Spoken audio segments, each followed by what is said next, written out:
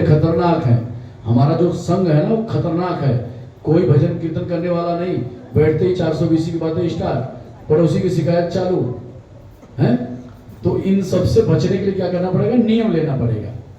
जैसे स्कूल में बच्चे आते हैं ना, सुबह 8 बजे पहुंच जाना है, टाई लगा के आना है, पैंट शर्ट पहन के आना है, सीधा बैठना है, ऐसे बोलना है। ये नियम क्यों बताया जाता है? क्योंकि नियम न बताए तो बच्चा जो है उपद्रव मचा दे स्कूल में। तो माला पे नाम जपना बहुत जरूरी है। जैसे मान लो आपको इस बिल्डिंग में टॉप फ्लोर पे जाना है, वो सीढ़ी नहीं है, लिफ्ट नहीं है, चढ़ जाएंगे? बताओ, नहीं चढ़ पाएंगे ना। तो चढ़ने के लिए कोई ना कोई माध्यम तो होना चाहिए ना। ऐसे ही भगवान तक पहुंचने के लिए माला एक माध्यम है। जितनी मन की गुड़िया आप नीचे कर रहे हैं, उतने पग पग आप ऊपर बढ़ रहे हैं। जैसे आपने माला उठा लिया, भैया माला करेंगे, तो माला में 108 दाने हैं। अब आपको 108 दाने तो करने ही पड़ेंगे, मजबूरी होगी ना आपकी। तो बैठे बैठे 1600 भगवान का नाम हो गया। यानी माला जब स्टार्ट से लास्ट में खत्म होगी, इतनी देर में 1600 बार नाम आ जाता है भगवान का। तो देखो 7 मिनट में 8 मिनट में आपने 1600 बार राम नाम ले लिया। अगर आपने कहा कि नहीं हम माला वाला ही नहीं करेंगे, हम मन से करते, तो मन से कितनी देर करते? 2 सेकंड नहीं कर सकते।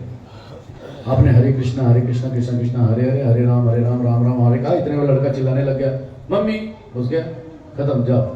अब मन दोबारा आएगा, घंटा 2 घंटा 4 घंटा कौन जानता है। वहां तो 1600 बार आएगा, चाहे मम्मी चिल्लाए चाहे मम्मा चिल्लाए, बैठा बैठे रहो, माला कर रही हूँ, छोड़ के तो माला कोई जाएगा नहीं। इसलिए माला करना अति आवश्यक है। जब तक साधन नहीं होगा तो साध्य कैसे मिलेगा आपको? यहाँ से आपको दिल्ली जाना है तो कार चाहिए, गाड़ी चाहिए, ट्रेन चाहिए, फ्लाइट चाहिए, कुछ तो चाहिए। ऐसे कैसे उड़ के चले जाएंगे?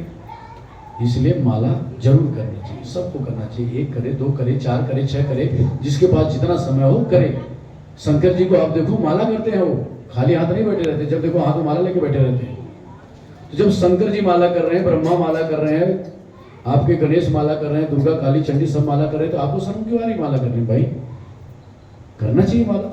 सबके सामने नहीं कर सकते तो घर में अकेले बैठ के करना चाहिए माला। तो मेरा कहने का मतलब यही था कि इस कलयुग में यदि हम अपना भला चाहते हैं तो हमें कलयुग के नियम के हिसाब से चलना पड़ेगा। अपने हिसाब से बात नहीं बनेगी।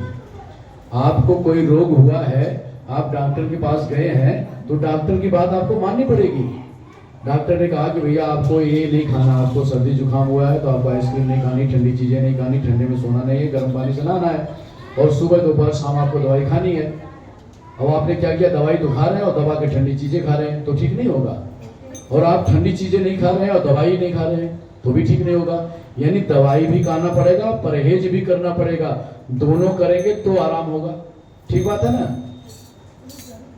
ऐसे ही कलयुग में भव सागर पार करने का जो नियम है वो आपको फॉलो करना ही पड़ेगा, आप चाहे तो भी, न चाहे तो भी।